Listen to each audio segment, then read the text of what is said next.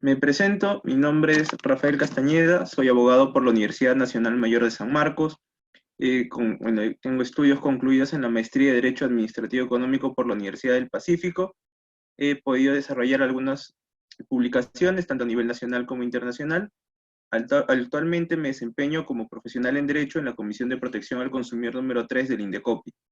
Eh, Antes de poder dar mi participación, voy a señalar que mis opiniones aquí vertidas el día de hoy solamente son a título y exclusivamente personal y no comprometen en nada ni a la Secretaría Técnica ni a la comisión en la que yo me desempeño.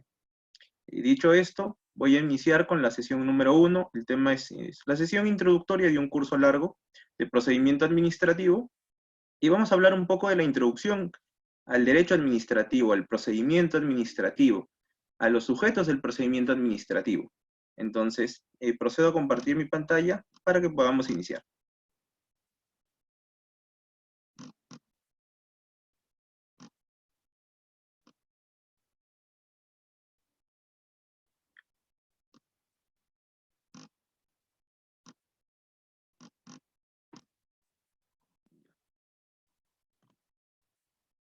Primeramente, ¿qué es el derecho administrativo? El derecho administrativo es aquella rama del derecho público que regula el vínculo entre la administración y las demás entidades de la administración pública, tanto sus vínculos como ella misma, entre entidades de la propia administración, así como cuando la administración entra en contacto con nosotros los particulares, pero siempre en el ejercicio de la función administrativa. El derecho administrativo también es entendido como este conjunto de normas y principios que van orientando y guiando la actividad de la administración al servicio del ciudadano, en la tutela siempre del interés público. De esta definición de derecho administrativo, lo que debemos rescatar siempre es que lo que regula es a la función administrativa. Siempre que la función administrativa esté presente, vamos a tener por delante al derecho administrativo. El procedimiento administrativo es una parte del derecho administrativo, pero no lo es todo, y lo vamos a ver en unos minutos. Aquí me parece interesante también señalar esta cita de Martin Nippler, cuando se dice que, a decir de la doctrina alemana, podemos entender al derecho administrativo como el derecho constitucional concretizado. ¿Y esto por qué? Porque el derecho administrativo viene a concretar, viene a permitir a los particulares, mediante los actos administrativos, mediante estas declaraciones, que nos van a permitir ejercer algún tipo de derecho o obligaciones, a nosotros los administrados, podemos desarrollar los derechos que tenemos. Yo tengo derecho en la Constitución a la libre iniciativa privada, a la libertad de contratación, a la libertad de empresa. Entonces, en función a ese derecho que me reconoce la Constitución, yo puedo acudir a la administración pública para que me brinde una habilitación, una autorización, un acto administrativo que me permita concretar en la realidad el ejercicio de ese derecho. También entendiendo que la Constitución tiene dos partes, tiene una parte dogmática y tiene una parte orgánica. En la parte dogmática es la primera que les decía, los derechos que nos reconocen nosotros como ciudadanos, derechos principales, los derechos constitucionales, y también la parte orgánica, que es cómo el Estado a sí mismo se organiza en las diferentes organizaciones que van a regular y van a hacer todo esto que vamos a conocer como el Estado. Entonces, la primera definición que hay que tener y hay que tomar en cuenta es ¿qué es la función administrativa? Ya que la función administrativa es la que va a generar que nos encontremos frente al derecho administrativo, frente a su aplicación. Sobre esto, el profesor Ricardo Salazar tiene una muy buena definición que amablemente me permitió utilizar, y es, para entender a la función administrativa hay que regresar un poco a lo que decía hace un momento, el derecho constitucional concretizado. El derecho constitucional de dónde emana, de viene el poder, del poder constituyente que somos nosotros los ciudadanos. Entonces, vayamos de adelante para atrás. La función administrativa es una de las funciones del poder. Es una, porque no es la única función del poder que existen. Nosotros conocemos la función legislativa, la función jurisdiccional y las funciones especiales.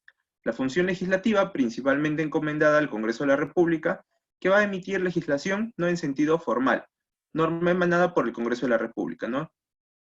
Porque en sentido material, nosotros entendemos como norma como cualquier directiva, disposición emitida por alguna entidad. La función jurisdiccional, encomendada principalmente al Poder Judicial, quien es el que tiene la capacidad de resolver controversias con calidad de cosa juzgada. Entre las funciones especiales tenemos, por ejemplo, el control gubernamental, Contraloría General de la República, tenemos el control de constitucionalidad de las leyes, lo que se encarga el Tribunal Constitucional en una especie de legislación negativa. El Congreso nos dice que es ley, pero el Tribunal Constitucional nos puede decir que no puede ser ley por vulnerar a la Constitución. Entre otros, como tenemos la Defensoría del Pueblo, el Jurado Nacional de Elecciones, la Oficina Nacional de Procesos Electorales y la RENIEC. Entonces, estas son funciones del poder. Pero ¿qué viene a hacer el poder? Y el poder viene de la sociedad. ¿Cómo lo otorga la sociedad? Nosotros, individuos, que nos constituimos en un espacio geográfico, en un territorio, nos constituimos como sociedad, cada uno de nosotros tiene una esfera de libertad, una serie de conjuntos de derechos y obligaciones. Nosotros, para poder convivir pacíficamente en sociedad, lo que se conoce como el pacto social, para poder buscar una convivencia pacífica, para buscar un bienestar social, para poder lograr una meta programática en común, si es que fuéramos un Estado-nación, nosotros decidimos en este pacto social renunciar a una parte de nuestra libertad, a una cuota de libertad. ¿Por qué? Porque nosotros renunciamos a esta parte de libertad para someternos ante algo, ante un abstracto que va a ser el Estado. Nosotros le entregamos al Estado una parte de nuestra libertad y es en función a ella que nosotros obedecemos las disposiciones que el Estado emite, porque nosotros renunciamos a una parte de nuestra libertad. Entonces, las sumas de cuotas de libertad que cada uno de nosotros en sociedad renunciamos se convierten en poder. Ese poder lo recibe el Estado, pero no como un fin en sí mismo, porque nosotros renunciamos a esta libertad para poder obtener algo a cambio, que es convivencia pacífica, bienestar, desarrollo, poder acceder a diferentes servicios. Entonces, nosotros renunciamos a nuestra libertad, otorgamos poder al Estado, el Estado organiza ese poder y lo ejerce a través de diferentes funciones, que es las que comentamos. La función legislativa, jurisdiccional, administrativa y especiales. ¿Cuál es la que nos interesa a nosotros? La función administrativa.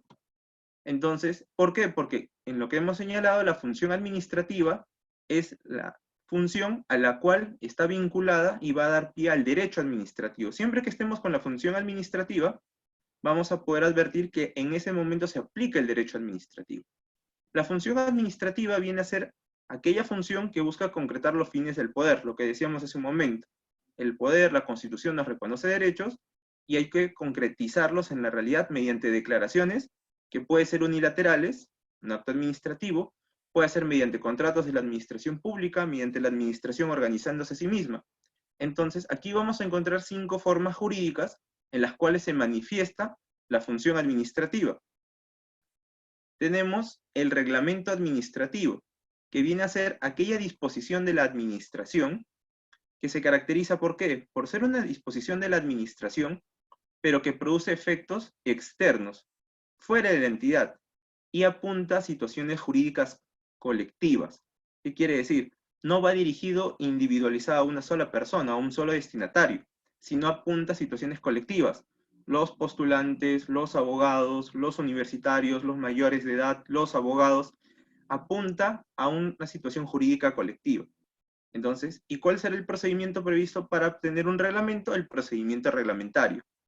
Ese ejercicio de función administrativa y su instrumento, la forma jurídica prevista para ello, es el reglamento. Distinto es del acto administrativo y el acto de administración interna. Ambos que tienen en común son también manifestaciones de la administración. La diferencia es que el acto de administración interna, o también llamado el simple acto de administración, es emitido por la administración, pero sus efectos no salen de la entidad.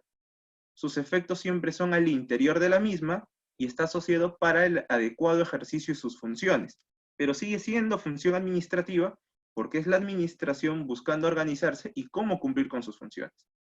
Entonces aquí tenemos algunos ejemplos de actos de administración interna, procedimientos de contabilidad, tesorería, abastecimiento, entre otros. Mientras que el acto administrativo, que luego seguramente se va a desarrollar más con las siguientes ponencias, viene a ser el resultado del procedimiento administrativo. El acto administrativo viene a ser esa declaración de la administración. ¿Y por qué decimos declaración y no manifestación de voluntad? Eso seguramente lo van a ver la próxima semana, pero la administración se somete y la piedra angular del derecho administrativo es el principio de legalidad. La actuación de la administración es una actuación reglada, siempre entre lo que la Constitución ha establecido y lo que el margen de la ley expresamente dispone. La administración no puede hacer nada que no le esté expresamente atribuida o que sea razonablemente implícita para el ejercicio de sus funciones. Entonces, la actuación de la administración no es una actuación voluntaria. La actuación de la administración es una actuación reglamentada, delimitada, y en algunos puntos podrá tener un margen de discrecionalidad. Podrá decidir en algunas circunstancias entre algunas alternativas, sin que esto repercuta en arbitrariedad, ya que tendrá la obligación de motivar su decisión. Entonces, este acto administrativo no podría ser una manifestación de voluntad, porque sería si la administración quisiera o no quisiera otorgarme una licencia, por ejemplo. La administración no decide si quiere o no quiere dármela. Lo que hace la administración previo procedimiento administrativo es verificar si a mí, como solicitante, como administrado, me corresponde o no el ejercicio del derecho que estoy solicitando, de mi pretensión. Entonces, el acto administrativo viene a ser una declaración y no una manifestación de voluntad. ¿Una declaración de qué tipo? Externa, porque los efectos del acto administrativo no son al interior de la administración, sino apuntan a salir de la administración, apuntan hacia un particular. De ahí que esta declaración unilateral, porque quien toma la decisión solo es la administración. Oye, pero yo pedí la licencia, la administración me la dio, nos pusimos de acuerdo. No, tú solicitaste, la administración analizó si correspondía o no otorgar el derecho. Quien toma la decisión en el procedimiento administrativo es la autoridad de la administración pública. Entonces, el acto administrativo es una declaración unilateral, porque la administración toma la decisión. Produce efectos externos, porque va para fuera de la entidad de la administración, el particular que la solicita, o del que está sufriendo los efectos, pero él no forma parte de la administración pública. Entonces, una declaración unilateral de efectos externos, de efectos individuales o individualizables. Algunas veces el acto administrativo dará el nombre tal cual de quién es la persona natural o jurídica a la que está dirigido el acto, o algunas veces habrá alguna forma de identificarlo entre varios. Entonces, es individual e individualizable y afecta la situación jurídica individual, y en esto podemos diferenciarlo del reglamento, que apuntaba a situaciones jurídicas colectivas. Afecta la situación jurídica individual del administrado, entendiendo su conjunto de derechos y obligaciones en un lugar y un tiempo determinado. Finalmente tenemos otras dos formas jurídicas administrativas que nos ayudan a entender cómo la administración pública busca y concretar los fines del poder. Tenemos al contrato de la administración pública y al hecho administrativo. El contrato, como aquel acuerdo dirigido a crear, regular o modificar o extinguir situaciones jurídicas de carácter patrimonial, no es tan ajeno esa definición al contrato de la administración pública, pero sí hay que tener en cuenta algo adicional, que cuando vamos a hablar de que estamos frente a un contrato de la administración pública, el contrato de la administración pública es aquel en el que al menos una de las partes es una entidad de la administración pública.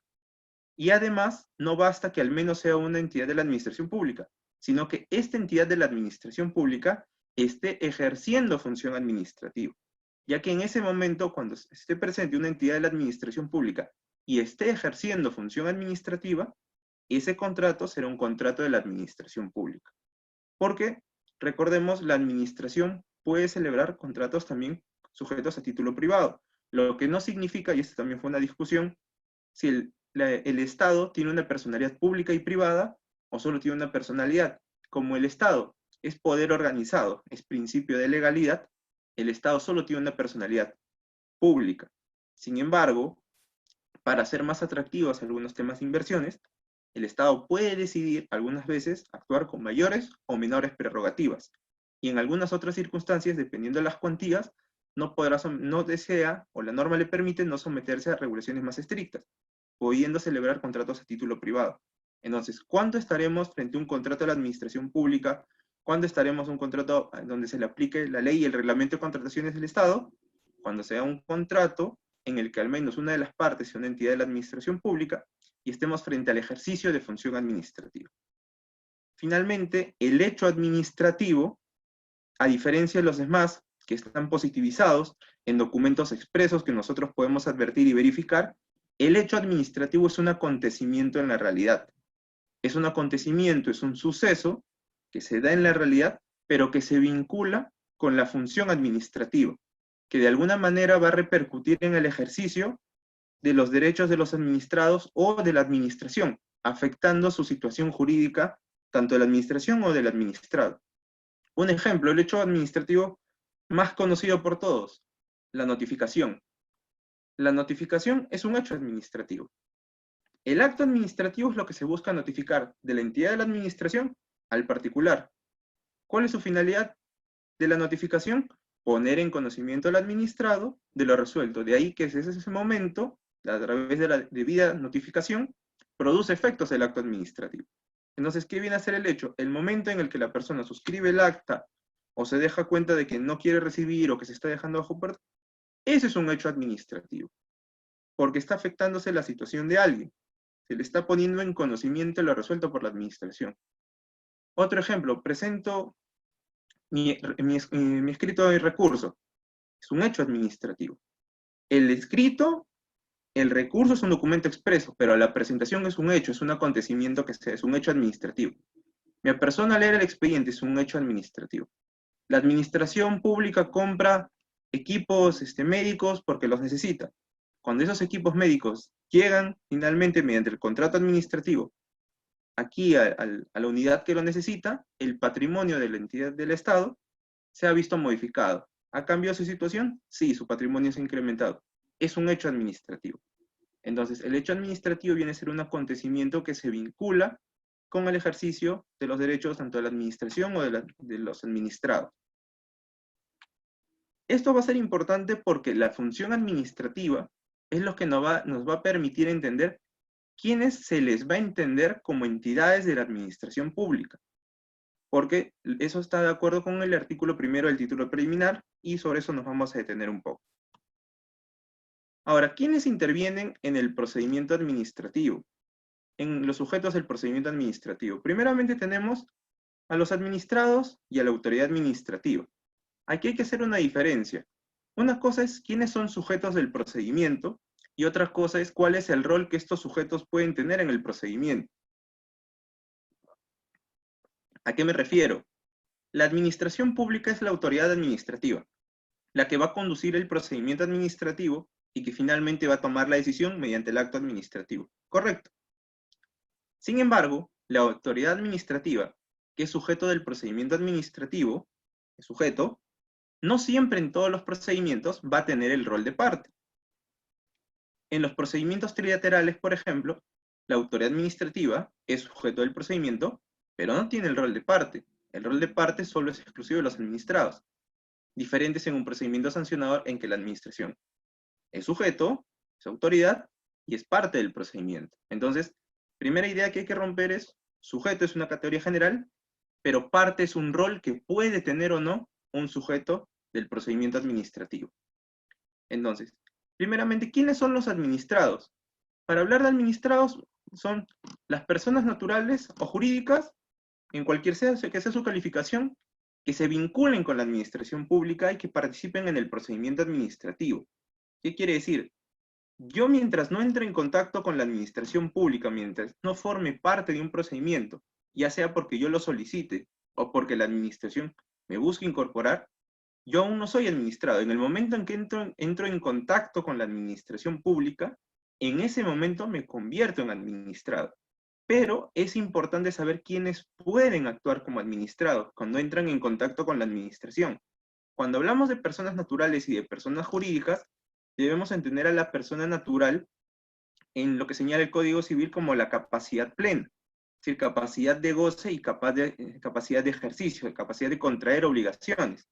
Entonces, un menor de edad, por ejemplo, no podría ser administrado porque solamente tiene derechos de goce, lo que lo beneficia, más no tiene capacidad de ejercicio. Entonces, no podría ser parte en un procedimiento administrativo. Igual es con la persona jurídica. Solamente una persona jurídica podría ser parte en el procedimiento administrativo cuando tenga personería jurídica, y la personería jurídica solamente se obtiene con su debida inscripción en registros públicos. Y esto es muy importante porque algunas veces ha habido procedimientos administrativos que se han tramitado con aparentes personas jurídicas, guiados bajo la apariencia de que tienen un RUC, y como tal son una persona jurídica, son una empresa, pero no están inscritas en registros públicos. Entonces, como tal, no pueden actuar como administrados. ¿Y por qué esto sería un problema? Porque, bueno, lo van a ver más adelante, pero cuando se tramite un procedimiento sancionador, por ejemplo, se tiene el principio de causalidad. y la responsabilidad recae sobre quien comete la infracción. Entonces la responsabilidad recae sobre el administrado infractor. Pero vamos a la definición de quién puede actuar como administrado. Si tu imputado no está inscrito en registros públicos, no puede actuar como administrado. Tu centro de responsabilidad tendría que ser quien sí puede actuar como administrado. Entonces, si estamos con una empresa que nunca se constituyó en registros públicos, ¿quién tendrá la responsabilidad? El dueño, el gerente general, etc. Quien sí podría actuar como centro de obligaciones. Por eso es importante tener claro quiénes pueden ser administrados. Las personas naturales con capacidad plena, capacidad de goce y ejercicio, o las personas jurídicas que estén inscritas en registros públicos. Ahora, tomar en cuenta que si bien la entidad de la administración pública es la autoridad administrativa y conduce el procedimiento, no significa que una entidad de la administración pública no pueda ser administrado. Esto es un ejemplo típico en los procedimientos de eliminación de barreras burocráticas. Voy a un ministerio X y me requieren la presentación de una documentación absolutamente innecesaria, o una documentación que no tiene sustento legal, o que es absolutamente irrazonable. Entonces, voy ante la Comisión de Eliminación de Barreras Burocráticas, señalo cuál es la exigencia que yo considero que es una barrera burocrática, presento la documentación, presento mi denuncia, la Comisión de Eliminación de Barreras Burocráticas del INECOPI va a emplazar a la entidad de la administración pública en este procedimiento para determinar si estamos frente a una barrera burocrática para inaplicarla. ¿Quiénes vamos a participar del procedimiento?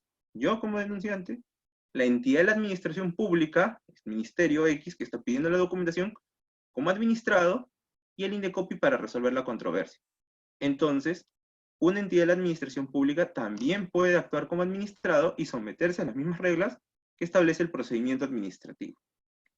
¿Quién será la autoridad administrativa?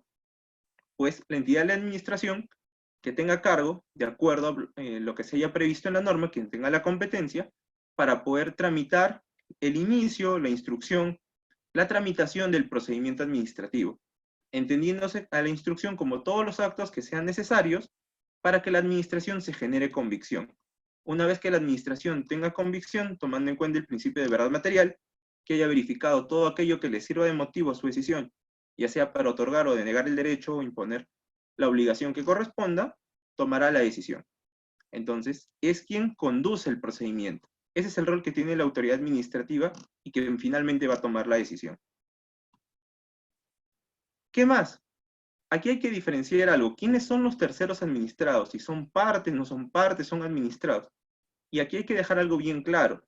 Los terceros administrados no son partes del procedimiento administrativo.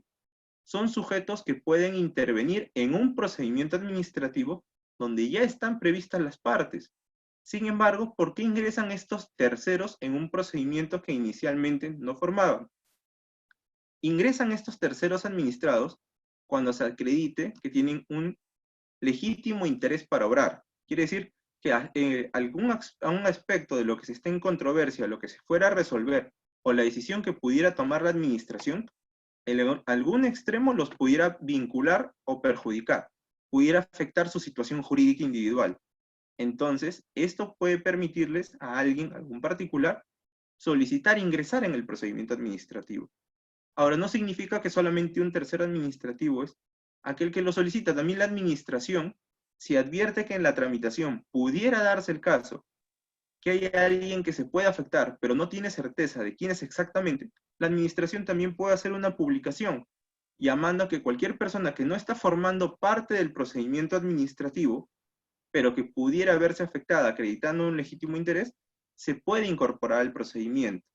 Sin embargo, dejando en claro que no va a ser parte. Y esto es importante, porque eso va a permitir que no se rompa la estructura del procedimiento. El tercero va a tener derechos como si fuera administrado.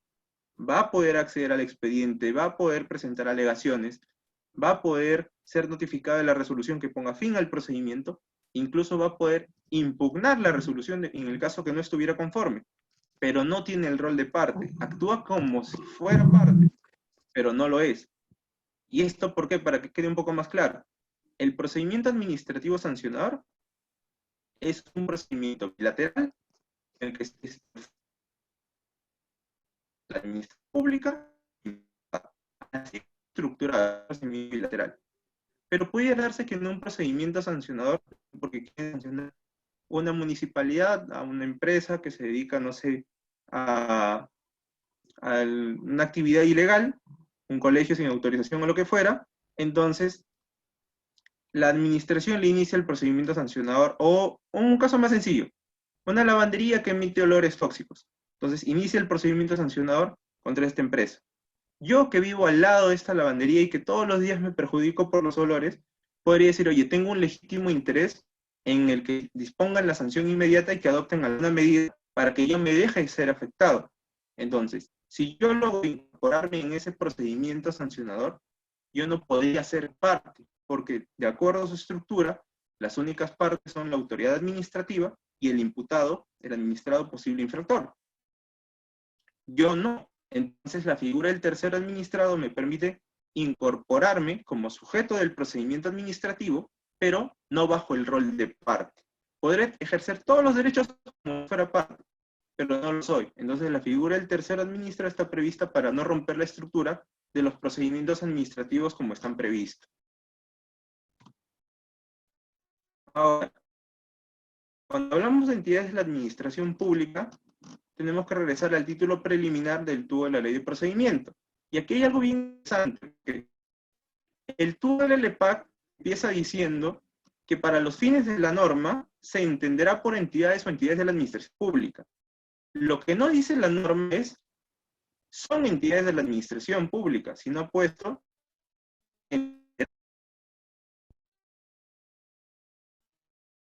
y esto porque es importante, porque lo que ha dispuesto la norma es una jurídica. No ha dicho para el fin de la norma son entidades, para los fines de la norma se va a asumir como si fuera, no lo son, como entidades de administración pública, ministerios públicos, la judicial, el gobierno regional. ¿Dónde está lo interesante? Y regresando a lo que digamos al inicio de la función administrativa. Las personas jurídicas bajo el régimen privado prestan servicios públicos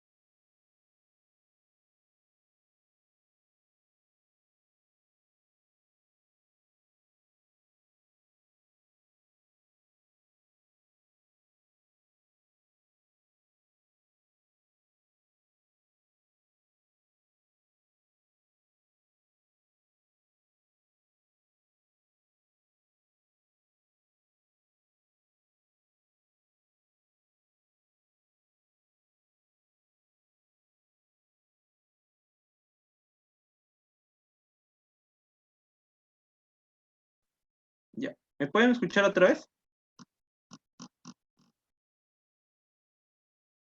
Sí, ahora sí. Ya. A ver. Me había quedado aquí, en las entidades de la administración pública.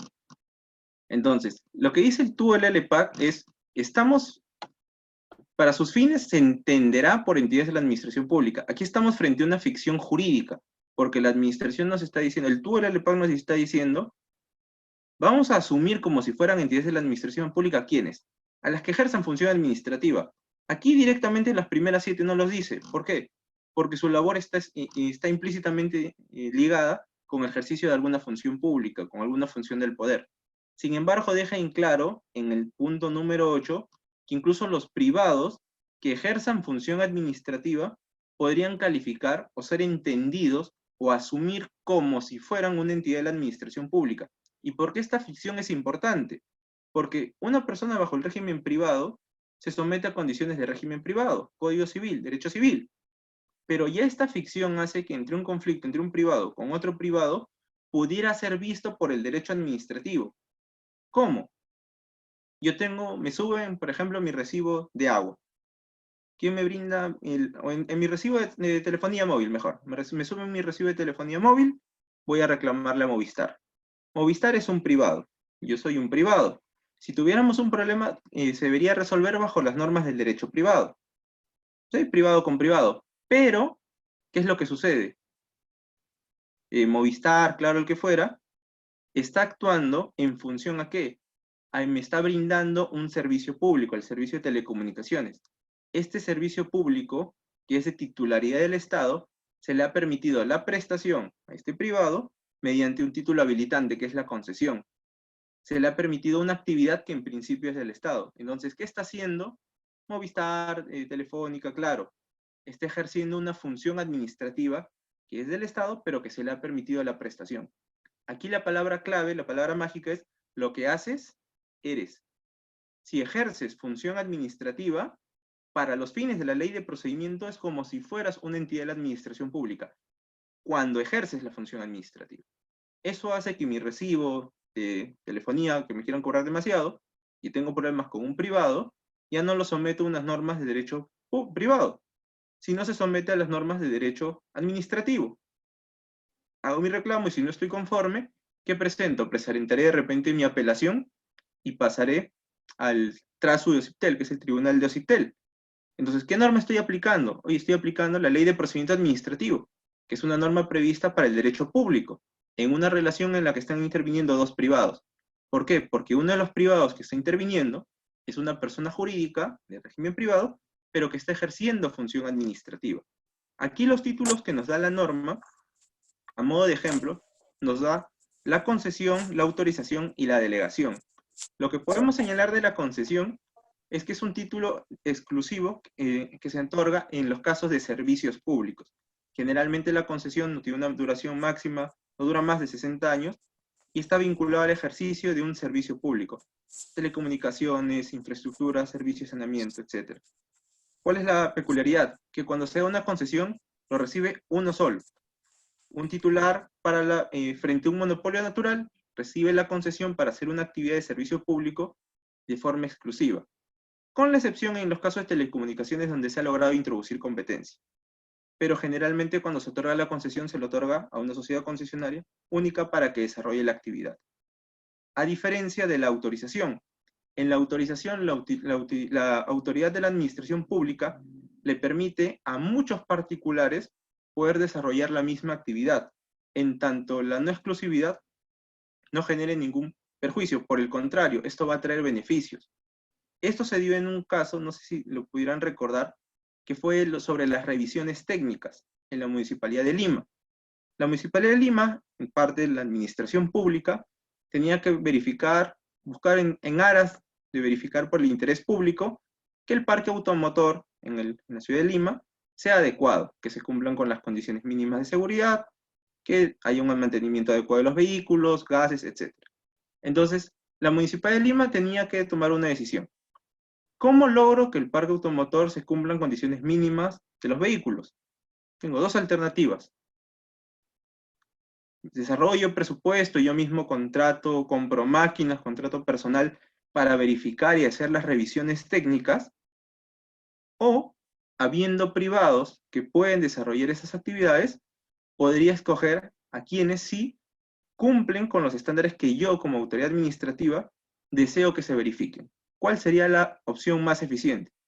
Evidentemente, la opción más eficiente es, si hay privados que puedan hacer esta actividad, entonces yo, administración, podría darle a los que cumplan con el estándar mínimo la autorización, permitirles desarrollar una actividad que en principio es de la administración, porque la administración es quien tiene la obligación de realizar la función administrativa y en aras de su competencia, la Municipalidad de Lima podía verificar si los vehículos cumplen con el estándar de seguridad o condiciones automotores que se estaban buscando.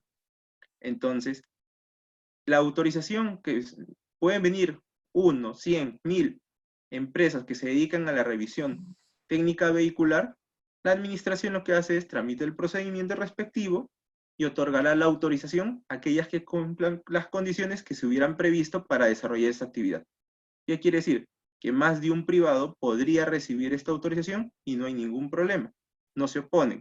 Y cada vez que un privado entra y es atendido por esta entidad que le realiza la revisión técnica, que también es un privado, cuando este privado esté ejerciendo la actividad que se le ha brindado la autorización para desarrollar una actividad que en principio es de la administración pública, Municipalidad de Lima, que se le ha trasladado al privado, se le ha trasladado función administrativa.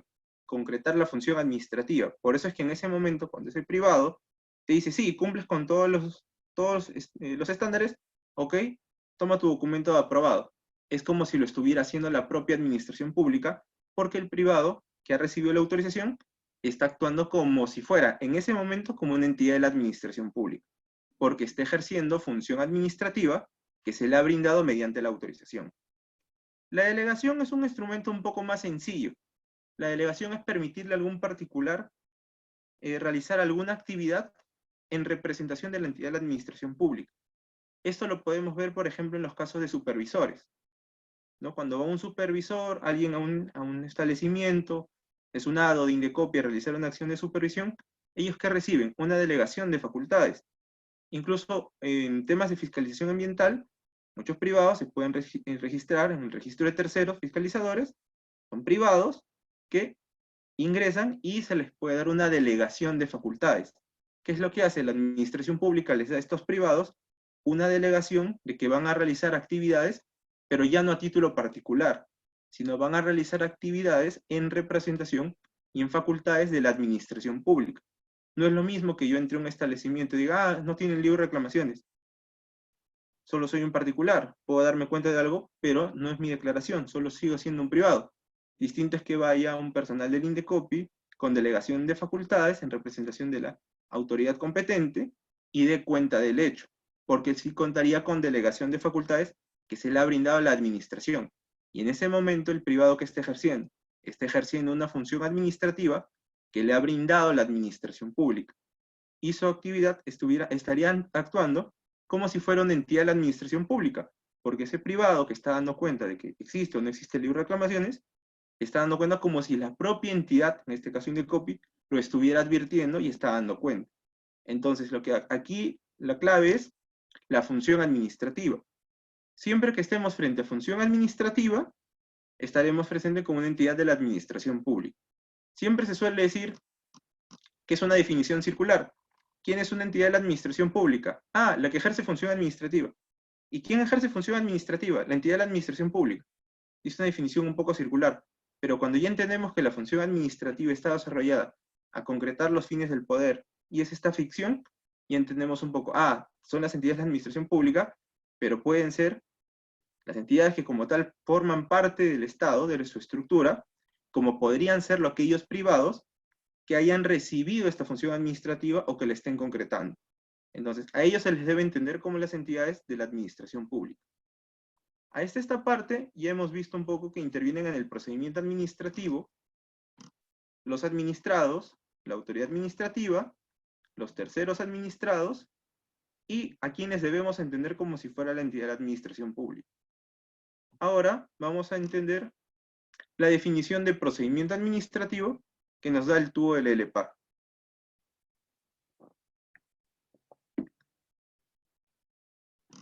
En el artículo 29 se da una definición bastante sencilla, pero no por menos interesante. Así, tenemos que el procedimiento administrativo viene a ser ese conjunto de actuaciones, actos, diligencias, tramitados en las entidades de la administración pública que conducen a la emisión de un acto administrativo. Entonces, esa es la definición del procedimiento administrativo, pero es una definición que calza para diferentes tipos de procedimientos. ¿Por qué? Porque nos dice, es un conjunto de actos y diligencias tramitados en las entidades de la administración pública, pero aún no ha dicho si esta tramitación es a solicitud de quién. Puede ser que se tramitó en solicitud del particular, de parte, o puede ser que la propia administración decidió iniciar el procedimiento, de oficio. Conduce a la emisión de un acto administrativo. El acto administrativo se puede emitir de forma automática, o puede ser mediante una decisión mediamente pensada o procedimiento de evaluación previa, que produce efectos jurídicos individuales o individualizables en los administrados. Y sobre esta declaración de efectos, podríamos encontrar algunos actos administrativos que puedan estar sujetos a la figura del silencio. Entonces, es una definición que calza para cualquier procedimiento administrativo que vamos a encontrar dentro del tubo del LPAC. Y aquí les pongo un ejemplo. Entonces, la definición que nos decía el artículo 29 es: el procedimiento administrativo es el conjunto de actos, actuaciones, diligencias tramitadas por las entidades de la administración pública que conducen a un acto administrativo. O sea, el procedimiento administrativo tiene como finalidad el acto administrativo, esa declaración unilateral de la administración que va a afectar la esfera jurídica individual del administrado, sus derechos o obligaciones, en un momento y en un lugar determinado.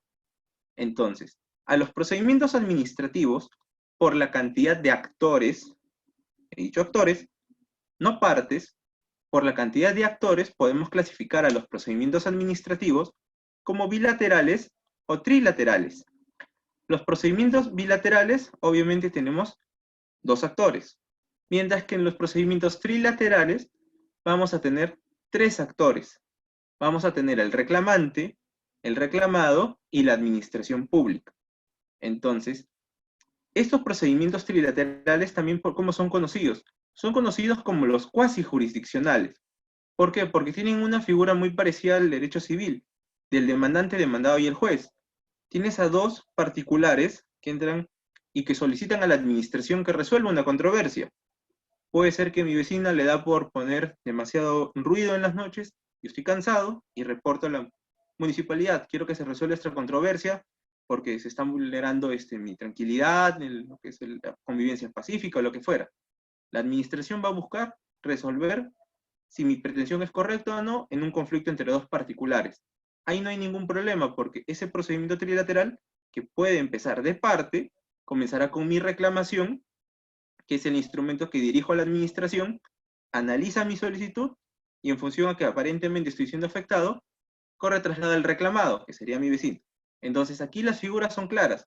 Reclamante, yo, reclamado sobre quien estoy denunciando, y la administración que va a resolver la controversia. Generalmente el procedimiento administrativo trilateral tiene estas figuras, pero ¿cuáles son sus peculiaridades? Si bien estamos frente a una situación que le corresponde a la administración resolver la controversia, quiere decir que existe interés público, porque si no existiera interés público que justifique la intervención de la administración, esta situación entre privados debería resolverse por la vía del derecho privado. Sin embargo, asumimos que la tranquilidad de la convivencia pacífica es un tema de interés público y corresponde a la administración. Entonces, ¿hay interés público? Sí, hay interés público y eso justifica que la tramitación sea mediante procedimiento administrativo. Sin embargo, los procedimientos trilaterales también se caracterizan porque el interés privado suele ser más intenso que el interés público. ¿Esto qué significa? Que en estos procedimientos, las partes, en lo que esté en discusión, son derechos de su libre disposición. Quiere decir que pueden desistirse, pueden llegar a acuerdos, pueden llegar a cualquier otra decisión y no hay ningún problema, porque aquí estamos frente a que es más intenso el interés privado que el interés público. Entonces, eso, por ejemplo, se puede dar en un procedimiento trilateral. No lo podríamos ver, por ejemplo, en un sancionador, porque ahí estamos netamente con interés público, ius poniendi, y uno no negocia la multa que le van a imponer. Pero en un procedimiento trilateral, las partes sí pueden llegar a un acuerdo. Ahora también, hay procedimientos trilaterales, como este que les menciono, que nacen como trilaterales. Reclamante, administración, reclamado. Hay procedimientos trilaterales que pueden nacer de bilaterales. ¿Cómo así? Regreso a mi ejemplo de que me subieron el recibo de teléfono. Yo reclamo contra Claro, porque me está cobrando demasiado. Claro me dice, no, está bien su recibo. No estoy de acuerdo. Hasta ese momento, ¿quiénes estamos en discusión? Estamos en discusión yo y estoy con discusión con Claro. Solamente somos dos actores.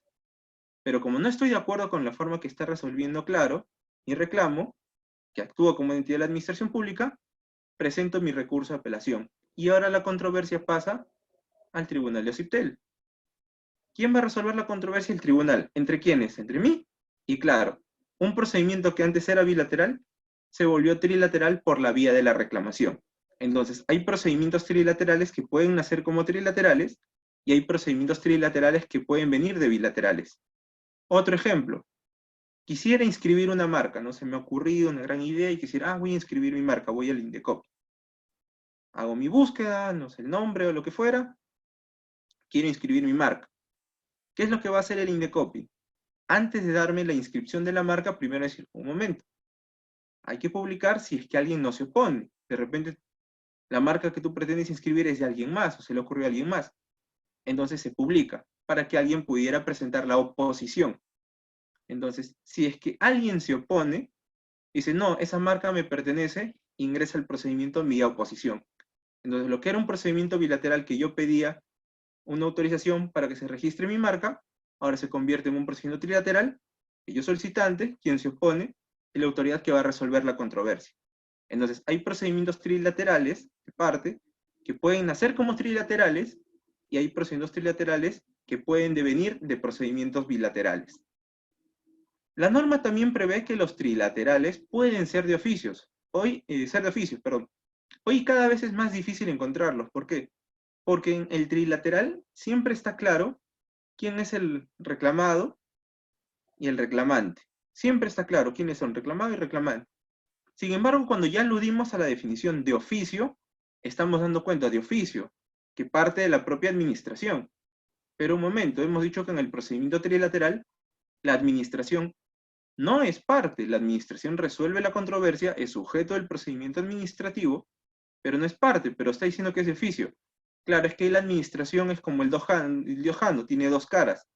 Dice, yo voy a resolver la controversia, pero estoy iniciando en función de que hay un interés colectivo o difuso, de que alguien se está viendo afectado. No sé quién exactamente, pero hay alguien que se está viendo afectado por ese sujeto previamente determinado. Entonces, en el trilateral de oficio, lo único que tenías claro que está identificado es tu reclamado. La administración no identifica quién es exactamente el reclamante, pero justifica que existen en atención a un interés colectivo o difuso y señala, no te estoy iniciando yo porque yo soy quien voy a resolver y no soy parte, pero lo estoy iniciando de oficio en representación de este colectivo que no está participando en el procedimiento. Por eso es que el trilateral de oficio es cada vez más difícil, porque cuando se busca tutelar intereses colectivos o reprimir alguna conducta, generalmente se requiere o se va por la vía del procedimiento sancionador, o por la vía de la actividad de fiscalización. Entonces, ¿existe el trilateral de oficio? Sí, todavía está en la ley de procedimiento administrativo, pero es muy difícil de ver. Casi siempre tenemos los trilaterales que nacen como trilaterales, denunciante, denunciado, administración, reclamante, reclamado, administración, quiero inscribir, oposición, administración, o trilaterales que devienen de bilaterales por la vía recursiva, cuando se presenta el recurso de apelación y en ese momento se convierte en un trilateral. Pero siguen dentro de la misma definición. Es un procedimiento tramitado en la entidad de la administración pública que conduce a un acto administrativo, una declaración. Entonces, así tenemos al trilateral que puede ser de parte y de oficio. Mientras que los procedimientos bilaterales, por su forma de iniciación, podemos clasificarlos en dos. Aquellos procedimientos que se inician de parte a solicitud del administrado en función a su derecho de petición, ¿no? Que está en el derecho de petición constitucional y el derecho de petición administrativa, se solicitan de parte, y por la forma en que este procedimiento es aprobado, podemos definirlos en los que son sujetos a aprobación automática y evaluación previa.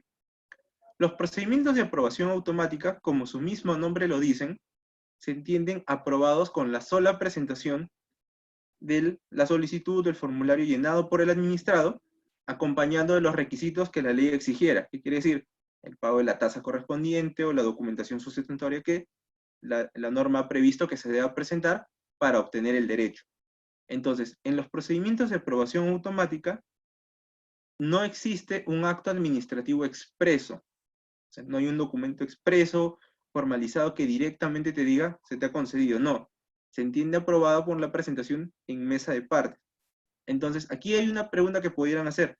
¿No se supone que todo el acto administrativo debiera ser motivado, porque eso es un límite a la arbitrariedad de la administración? Entonces, un acto de aprobación automática no tiene motivación, la motivación no es necesaria. Aquí hay que dejar algo en claro. Los procedimientos de aprobación automática están pensados para la figura de celeridad, pero sin dejar de lado el debido procedimiento y sin desconocer de ninguna manera el principio de legalidad.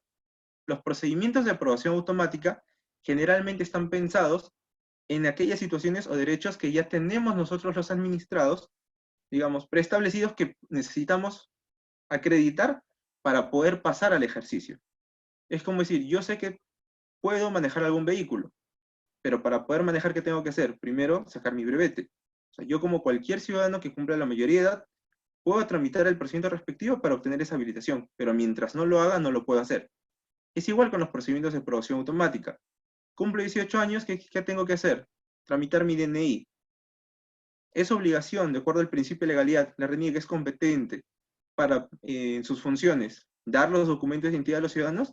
Sí. ¿Está en sus funciones establecer los canales para hacer la entrega y cómo se debe hacer? Sí. Entonces, ¿qué es lo que tendría que analizar o evaluar para tomar la decisión de otorgarle el documento de identidad a una persona que cumple con todas las exigencias que dispone la ley? Ninguna. Entonces, por eso es que los procedimientos de aprobación automática están pensados en aquellos procedimientos donde ya la ley ha establecido la obligación a la entidad de la administración pública, de tal manera que su motivación es hacer cumplir la ley. Por eso es que en los procedimientos de aprobación automática no se requiere de una etapa de sustanciación, de generarse convicción, de poder tener argumentos que sustenten la decisión. No, porque ya está sustentado en la ley. ¿Cuál es el instrumento que nos va a ayudar? Generalmente aquí vamos a tener al texto único de procedimientos administrativos de las entidades. Nos va a decir qué procedimientos se tramitan en las entidades, qué requisitos tienen, qué tasas hay que pagar, a qué tipo de silencio están sujetos, etc. Y nos va a decir si están sujetos o no a la aprobación automática. Entonces, esa es la figura con los procedimientos de aprobación automática. Se entiende otorgada mi solicitud desde la sola presentación por mesa de partes de mi pedido a la entidad de la administración pública, siempre que estuviera acompañado de los documentos de exigencias de la ley. Aquí también hay que tomar en cuenta que esta aprobación automática funciona muy bien gracias al principio de presunción de veracidad. La administración parte y confía que nosotros los administrados estamos presentando documentación verdadera y cierta, tanto de nuestras afirmaciones, así como de los documentos, ¿no?, que estamos presentando. Entonces, en función a esta confianza que tiene la administración con nosotros como particulares, en la línea de cumplir con la legalidad y dar celeridad, tenemos la figura de los procedimientos de aprobación automática. Sin embargo, habrá otros procedimientos de parte que la administración, antes de tomar la decisión, tiene que generarse convicción, necesita un espacio previo. Ahí es donde se encuentran los procedimientos de evaluación previa. Ahí la administración, antes de poder tomar la decisión, si concede o deniega el derecho, en función a la tutela del interés público, requiere un momento, requiere un espacio de tiempo para poder realizar las acciones que solicite pertinente. De repente requerir información, de repente evaluar la documentación presentada por los administrados, de repente solicitar a otras entidades contrastación de información, etc. Entonces, el procedimiento de evaluación previa le permite a las entidades de la administración pública disponer de un periodo de tiempo para poder realizar las acciones de instrucción que correspondan para poder tomar la decisión. Entonces, aquí estamos generalmente donde la administración, en función al interés público que está tutelando, requiere para su debida protección un espacio de tiempo para poder verificar lo que corresponda. Sin embargo, el procedimiento de evaluación previa supone que la administración, finalizado el plazo que dispone para resolver, debiera tomar su decisión. La administración tiene la obligación de resolver. Incluso cuando haya vencido el plazo, la administración tiene la obligación de resolver. Sin embargo, en los casos en que la administración, en este procedimiento de evaluación previa a la emisión del acto administrativo, no hubiera tomado la decisión, tenemos la figura del silencio administrativo. Entonces, tenemos la figura del silencio para darle un efecto o un contenido a esta inacción de la administración. ¿Y en qué está sustentada la figura del silencio? La figura del silencio lastimosamente se sustenta en la no eficiencia de la administración de no resolver a tiempo, porque lo ideal es que la administración en el plazo que disponga debiera emitir su decisión, de tal manera que no tendríamos que recurrir a estas figuras del silencio, porque lo ideal es que la administración cumpla con pronunciarse siempre a tiempo. Pero lo cierto es que en la realidad que esto pasa. Entonces, ¿cuál fue la justificación o por qué nació la figura del silencio? ¿Qué pasaba si yo presentaba mi solicitud para abrir un negocio o lo que fuera a la entidad de la administración pública? Cumplo con presentar la documentación. La administración debe evaluarla. Pasa el tiempo previsto máximo para evaluar la documentación y tomar la decisión. La administración no resuelve. Y supongamos que no está regulada la figura del silencio. ¿Qué haría el administrado? No podría iniciar su actividad. ¿Por qué? Porque aún no tiene un acto administrativo, una declaración que lo habilite a ejercer dicho derecho. Entonces, podría decir, entonces voy a impugnar, voy a pedir que alguien revise. Pero impugnar es cuando no estás de acuerdo con alguna decisión de la administración. Y en este caso tú desconoces cuál ha sido la decisión. porque aún no te la han notificado, aún no se ha emitido el acto administrativo. Entonces el administrado estaba en una situación, no puedo ejercer el derecho, ni puedo tener la debida tutela administrativa para que alguien se pronuncie. Entonces eso dio justificación a que se tutele la figura del silencio administrativo, a esta inacción, a este no decir o no hacer de la administración de tomar la decisión, se le busca dar un contenido, ya sea positivo o negativo. La regla que se buscaba era que fuera positivo. Sin embargo, tal como se redactó en la extinta ley del silencio administrativo, y hoy ya incorporada en el tubo de la LPAG, pero bajo las mismas circunstancias prácticamente, la regla que uno debe seguir es que frente al procedimiento administrativo ya concluido, salvo que expresamente la norma no haya previsto que silencio positivo, se entiende que el silencio es negativo. Ahora, ¿por qué algunos cuestionan, oye, pero esto no es en beneficio del administrado? Claro, es que hay que entender algo. El procedimiento administrativo de evaluación previa es precisamente de evaluación previa porque hay un bien jurídico que hay que tutelar. Por ende, no podemos otorgarte el derecho inmediatamente, como es la aprobación automática, porque luego de ella habrá una fiscalización posterior para garantizar si lo que yo presenté era cierto o no, y para garantizar la tutela del bien jurídico. Pero ya se te otorga el derecho. Sin embargo, en la evaluación previa hay un bien jurídico que reviste interés y protección y por ende se tiene que darse un plazo para poder evaluar si corresponde o no otorgar algún derecho para proteger algún bien jurídico. Entonces, cuando ha vencido el plazo y a ti no se te ha comunicado el resultado, tenemos que entender algo. ¿El administrado conoce y tiene derecho al procedimiento administrativo? Sí, pero en función incluso a la predictibilidad, el administrado solamente sabe que tiene derecho a una decisión fundada y sustentada en una razón jurídica legítima, pero no necesariamente que le den la razón. Quiere decir que cuando la administración, vencido el plazo para resolver, no ha tomado la decisión, no ha emitido el acto administrativo, lo que te ha dejado sin contenido a ti como administrado es sin tu derecho a la debida tutela administrativa o a la tutela efectiva administrativa. Ese derecho es el que se te ha vulnerado, porque tú tenías derecho a que se tome la decisión, a tu favor o en contra, pero que se tome la decisión a tiempo. Entonces, como ese derecho se te ha vulnerado, se te da la figura del silencio negativo para pedir que tú asume bajo esta ficción que se te ha denegado. ¿Para qué? Para que puedas tener un argumento sobre el que te puedas oponer y puedas presentar tu recurso de apelación, o apelación a lo que corresponda. ¿Por qué?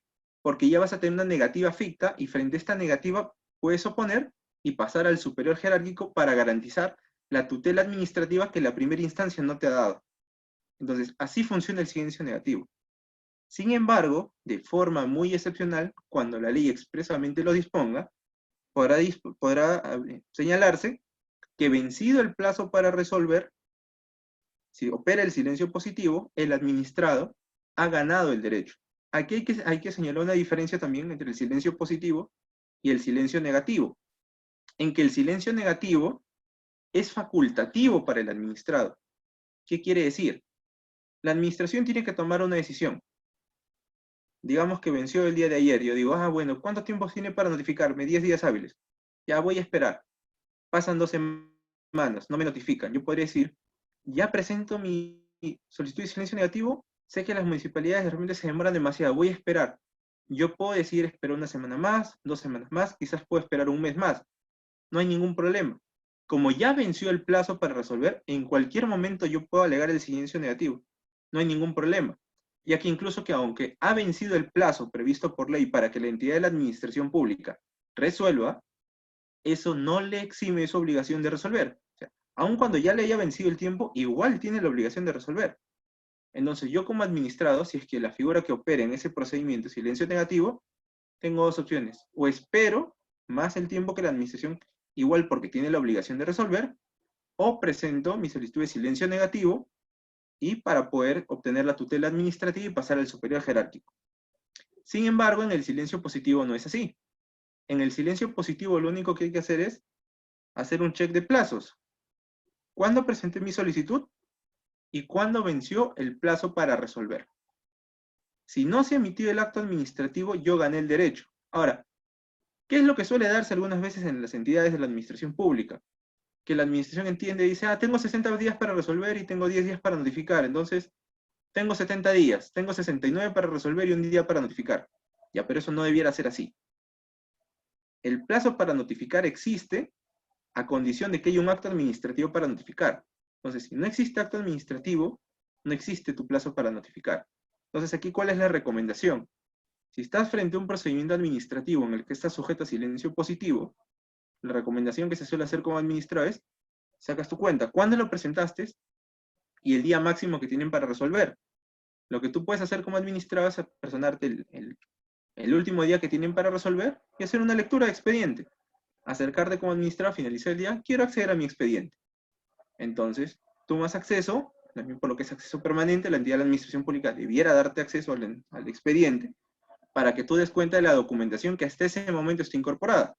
De tal manera que si es el último día y la administración ha cumplido con emitir el acto administrativo porque hasta ese momento tiene plazo, puedes solicitar que se te notifique inmediatamente. Y en el caso que no lo fuera, estás dejando constancia que habiendo vencido el plazo, la administración no ha cumplido con emitir ese acto administrativo. Porque si tú te apersonas al día siguiente y encuentras la resolución que no estaba el día anterior que tú te apersonaste, hay una irregularidad. El plazo para notificar existe a condición de que existe el acto administrativo. Entonces, cuando estés en un caso con silencio positivo, esa es la recomendación. Porque si no, pueden darse sorpresas que la administración juegue con estos plazos, que lastimosamente no debiera ser así. Pero a veces pasa en la realidad. Entonces, en el silencio positivo se obtiene el derecho simplemente haciendo este check de plazos cuando se solicitó, cuando se presentó la solicitud a la administración en el procedimiento de parte y cuál es el plazo que tenía la administración máximo para resolver. Si no cumplió con resolver, ya gané el derecho.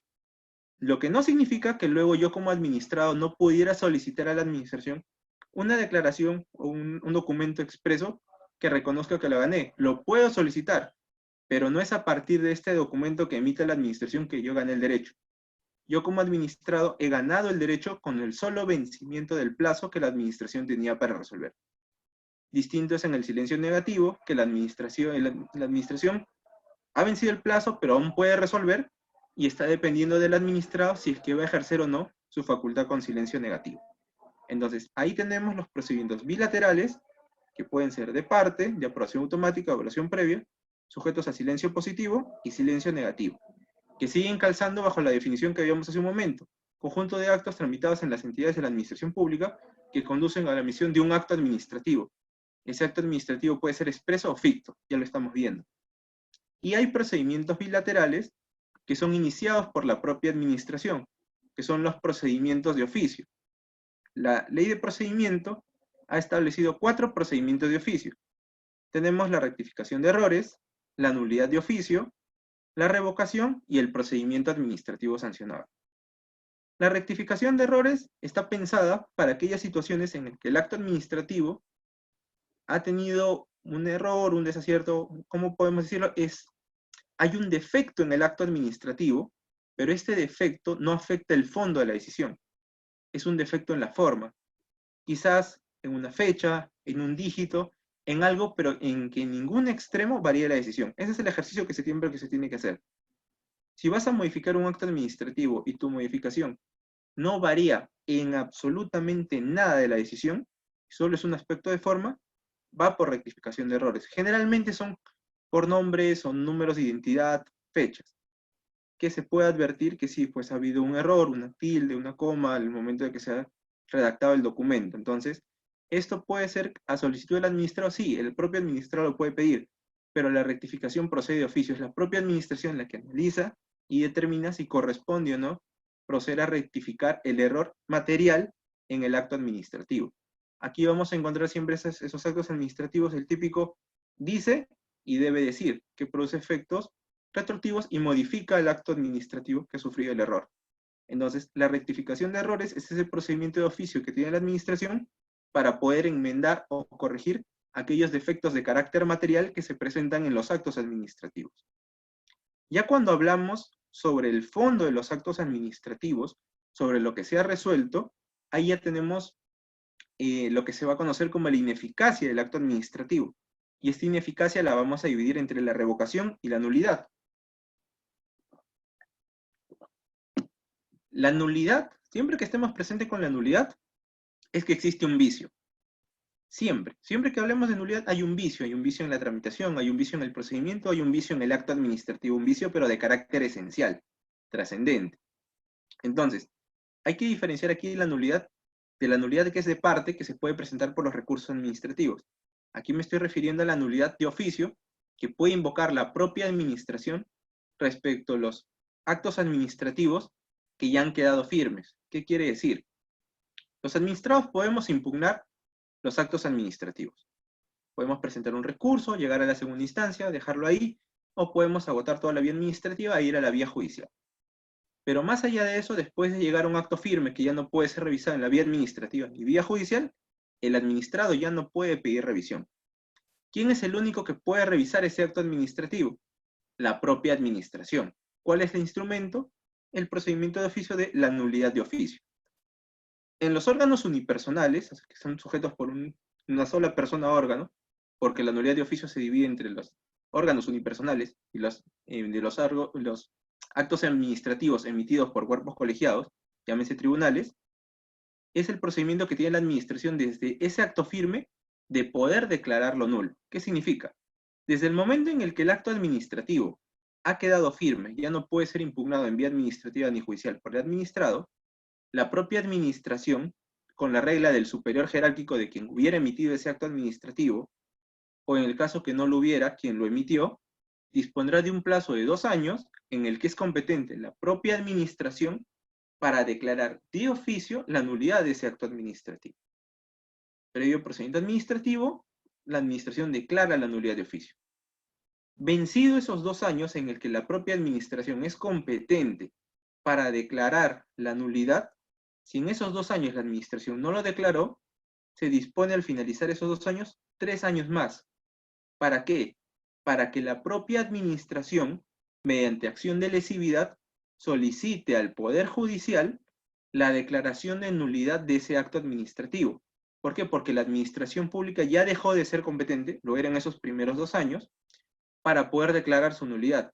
Ahí le solicita al Poder Judicial, en función de estos argumentos, por eso emite su resolución de lesividad, la existencia de este acto administrativo o sus efectos están lesionando el ordenamiento jurídico. Entonces presentará la acción contenciosa administrativa al Poder Judicial para que sea el Poder Judicial quien declare la nulidad de este acto administrativo. En los actos administrativos emitidos por tribunales administrativos, el propio tribunal es el único que puede declarar la nulidad de sus actos administrativos. ¿Cómo? Con acuerdo unánime en el plazo de 2 años, pero en el momento en que haya quedado consentido, en el momento que haya quedado firme el acto administrativo. ¿Por qué? Porque cuando el acto administrativo del tribunal es notificado al administrado, el administrado tiene 3 meses en el que pudiera presentar su acción contenciosa administrativa. Y eso haría una revisión del acto administrativo. Entonces, ¿en qué momento opera?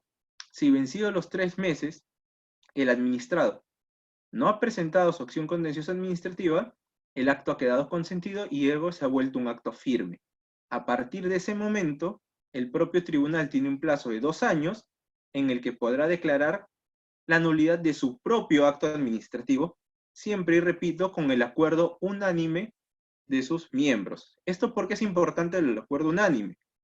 Los tribunales son cuerpos colegiados donde más de una persona natural forma parte, pero en conjunto resuelven una controversia, un cuerpo colegiado. Ustedes conocen el Tribunal del Indecopi, el Tribunal de Fiscalización Ambiental, el Tribunal de las Contrataciones con el Estado. Son varias personas que en conjunto toman la decisión.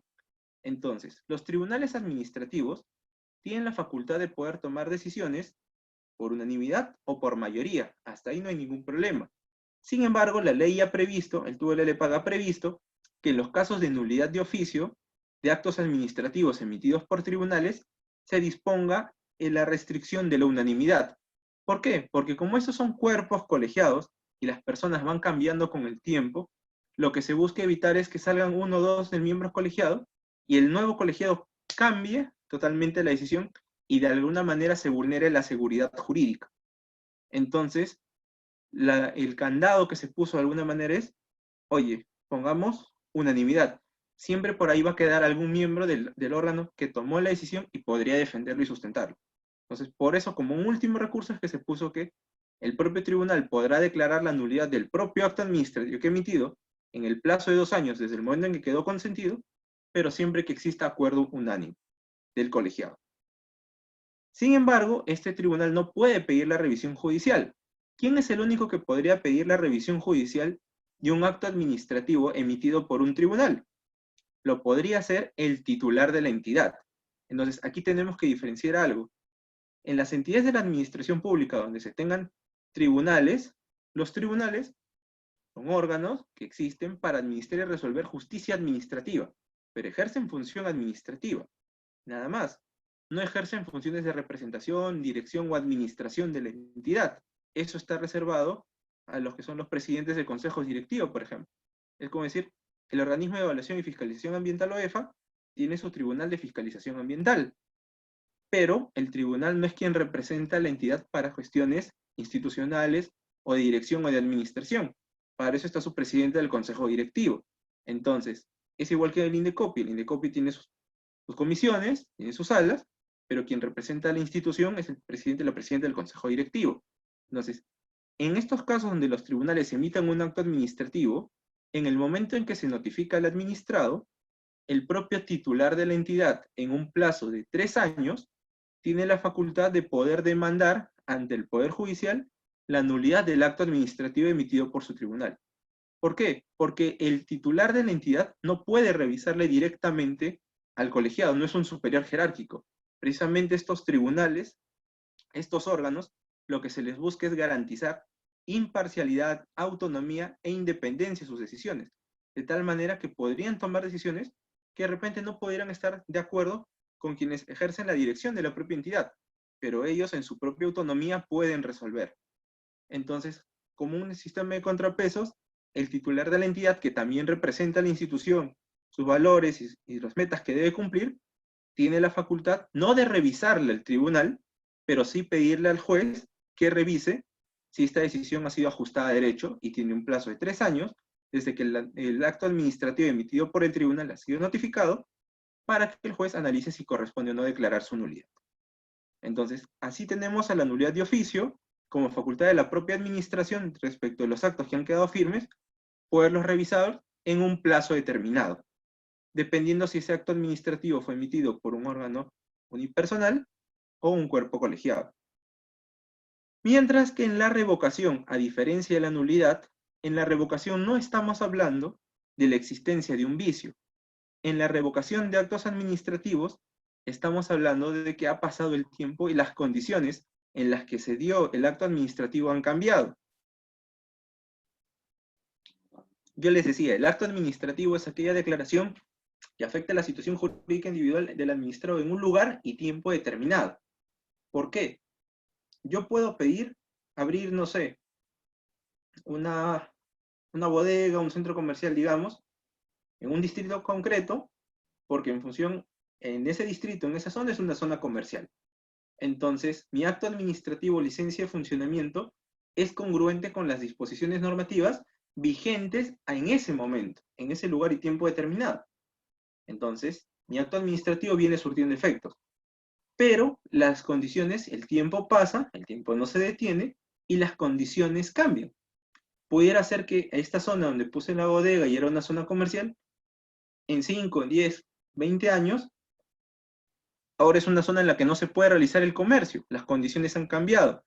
Entonces, mi acto administrativo que existía gracias a que, de acuerdo a las normas municipales, era una zona comercial, si esa zona cambia, si las condiciones en las que se sustenta el acto administrativo han cambiado, mi acto administrativo deja de ser congruente.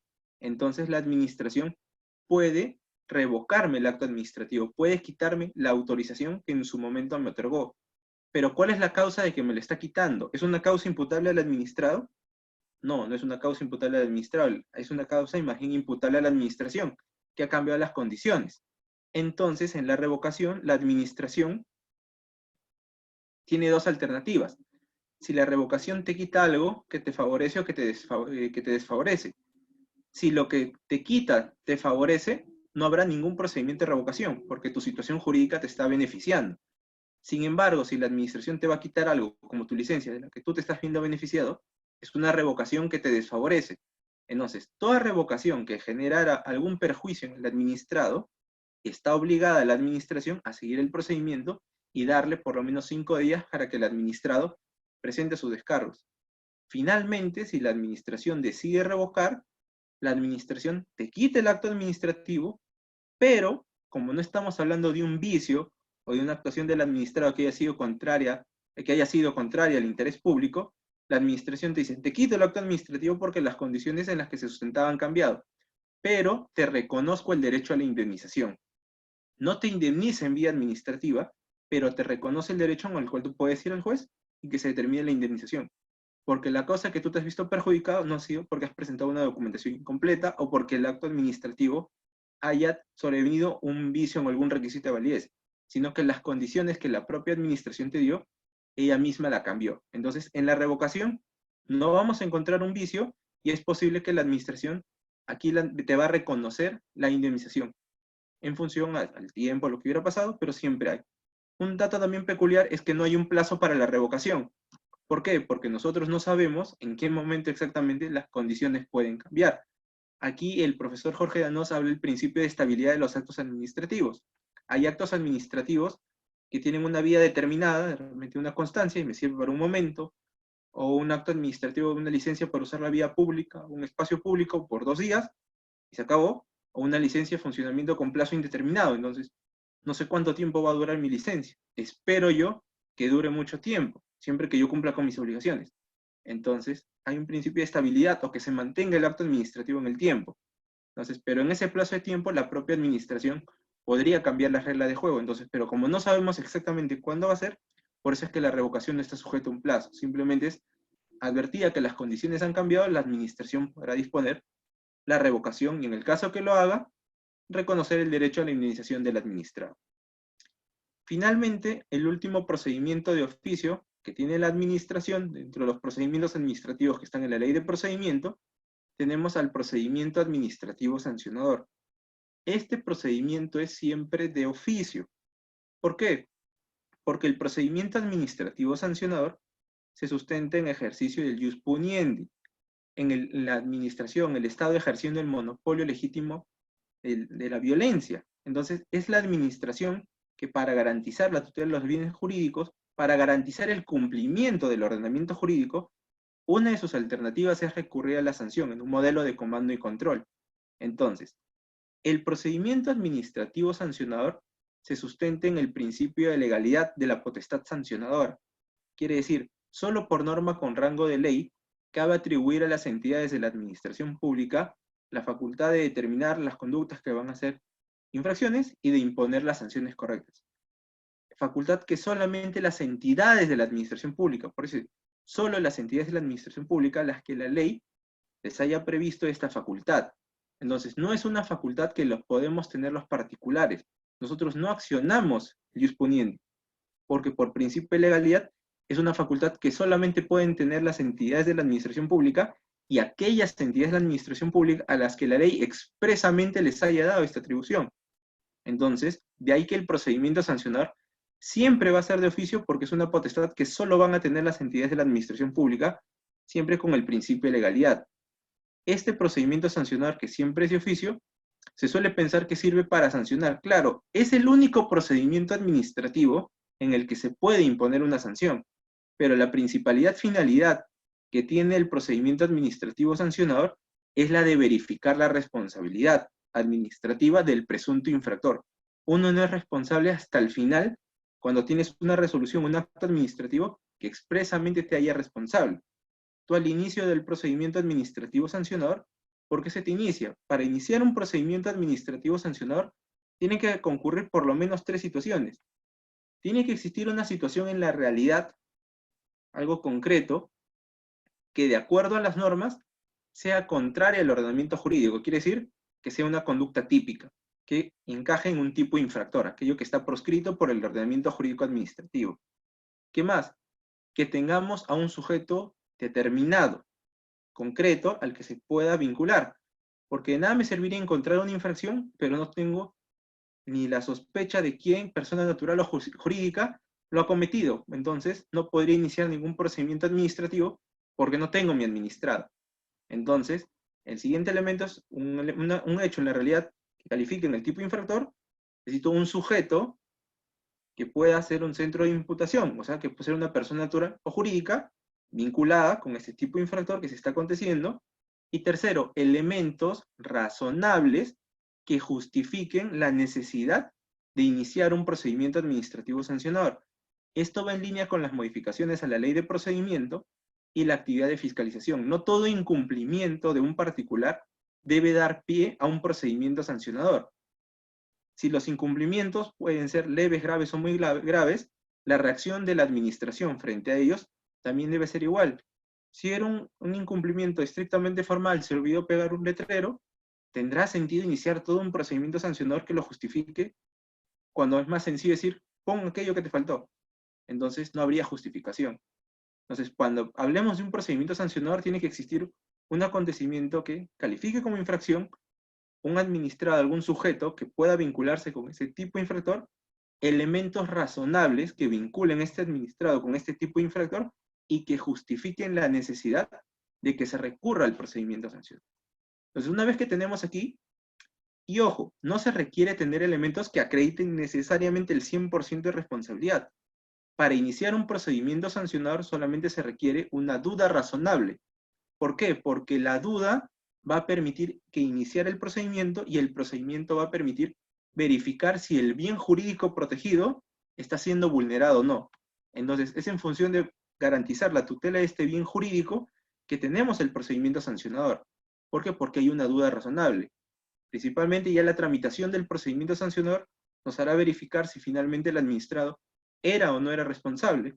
Respetando las garantías de la presunción de licitud, la administración tendrá que contar con elementos suficientes que acrediten la responsabilidad del infractor. Si lo logra, logra romper la licitud e imponer la sanción. Si no lo logra, entonces se tramitó el procedimiento sancionador, no se logró determinar la responsabilidad del infractor y se concluye el procedimiento. Entonces, una duda razonable puede servir para iniciar el procedimiento, pero no necesariamente va a ser suficiente para sancionar. La administración, para imponer una sanción, necesita contar con elementos de convicción y certeza que determinen la responsabilidad del administrado. Pero observamos el mismo denominación que hemos visto.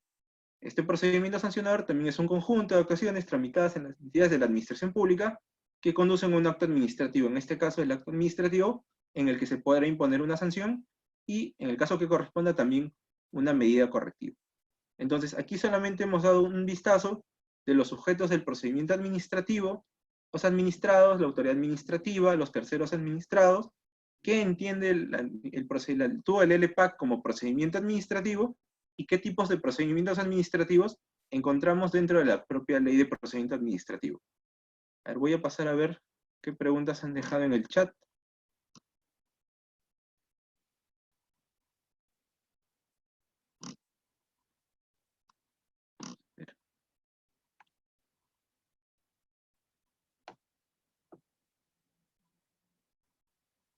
A ver, acá tengo una pregunta que dice, ¿es posible pedir la aclaración de una resolución? Se subió. En donde cabe diferente interpretación. Lo que sucede es que la aclaración, como su mismo nombre lo dice, es procede a aclarar o no, es respecto de un extremo. Entonces no te está creando una nueva obligación. La aclaración lo que te está diciendo es cómo debe entenderse aquello, en el caso que hubiera existido obscuridad en la redacción, en algún punto que no se tuviera dificultad para entender, pero no te está creando ninguna nueva obligación. Entonces, la aclaración no te podría decir que cabe diferente interpretación.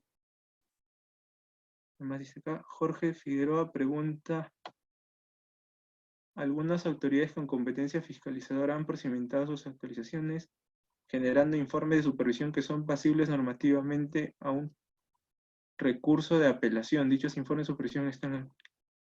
Ya, a ver, aquí hay que entender algo. Ha sucedido un fenómeno con la actividad de fiscalización. La actividad de fiscalización, como su mismo nombre lo dice, y esto lo van a ver seguro más adelante, es una actividad, no es un procedimiento administrativo. La actividad de fiscalización es un conjunto de actuaciones o diligencias que realizan las entidades para verificar el cumplimiento de obligaciones de los particulares, dependiendo del sector. Esta actividad puede ser in situ, puede ser remota, como fuera. Finalmente, quien realiza la fiscalización, la autoridad puede emitir o emite un documento, un informe de control o un informe de supervisión en el que da cuenta de los resultados. Ese informe es interno, es de la propia administración. ¿Por qué? Porque va a ser el sustento que podría tomar la administración, el órgano competente, para decidir si inicia o no el procedimiento administrativo. Pero ese informe no es un acto administrativo. Aun cuando las entidades de la administración pública, llámense OEFA, por ejemplo, tienen reglamentos, o SUNAS también, por ejemplo, que tienen reglamentos donde se ha procedimentalizado la fiscalización. Es decir, cuándo se da la inspección, cuál es el plazo que tiene el inspector para requerirte la información, cuál es el plazo que tiene para emitir el informe de supervisión, si la supervisión fue orientativa, el plazo que tiene para notificarte, o si hubiera sido un archivo, para ponértela en conocimiento. Entonces, ¿qué pasa si no se cumple con los plazos? Entonces, claro, es porque se ha procedimentalizado, pero en realidad la actividad de fiscalización es una actividad. Entonces, ese informe de control no es, o ese informe de supervisión no es un acto administrativo. Ahí otra pregunta es, en el régimen del acto administrativo peruano no existe la manifestación de voluntad interna de la administración, ¿correcto? Sino la declaración de la autoridad sujeta a la voluntad del orden jurídico, ¿ya? ¿Qué ocurre con los actos administrativos que deciden en el marco de normas indeterminadas que se ayudan por la ciencia o disciplina, por ejemplo, con la economía? ¿Existe en este caso una especie de discrecionalidad? No, no es que se deje la libre voluntad, o sea, no es que haya voluntad. La norma, o sea, la autoridad de la administración pública, cuando emite un acto administrativo, tiene la obligación, ese acto administrativo, de ser motivado. Entonces, discrecionalidad no es lo mismo que arbitrariedad. La arbitrariedad simplemente es un acto que se da sin motivación, o por motivación falsa, o por motivación aparente. El acto discrecional es la administración diciendo, entre diferentes alternativas, voy por estas razones.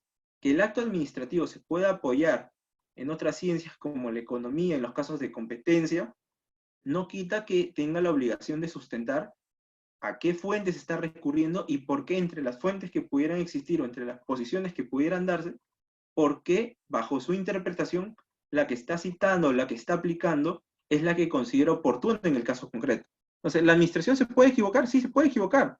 Para eso existe la revisión de los actos administrativos. Pero lo que no puede ser es dejar de dar y exponer sus argumentos o motivaciones para tomar la decisión. Entonces, esa es su discrecionalidad. Ese es su espacio donde va a poder moverse, siempre con parámetros de la motivación. Recordamos que la exigencia de motivación es precisamente la interdicción a la arbitrariedad de la administración. La obligación de motivar es la proscripción de la arbitrariedad. No puede haber decisión de la administración sin motivación, dejando claro lo que ya dijimos en los actos de aprobación automática. A ver, acá tengo otra pregunta más. ¿Cuál es la naturaleza jurídica de los procesos de consumidor? Ya, esta es una pregunta que siempre viene cuando se habla del trilateral, ¿no? ¿Qué es el procedimiento de Indecopi? Entonces, el procedimiento de Indecopi en los procedimientos de consumidor hay que diferenciarlo en dos, ¿no? En los procedimientos de consumidor que se dan en sumarísimos en las comisiones 1 y 2, a distinta de la comisión número 3, en la que dejo en claro en la que yo me desempeño. Los procedimientos de protección al consumidor que nosotros generalmente conocemos es denunciante, denunciado, el proveedor, y el Indecopi, la comisión o el órgano que resuelve.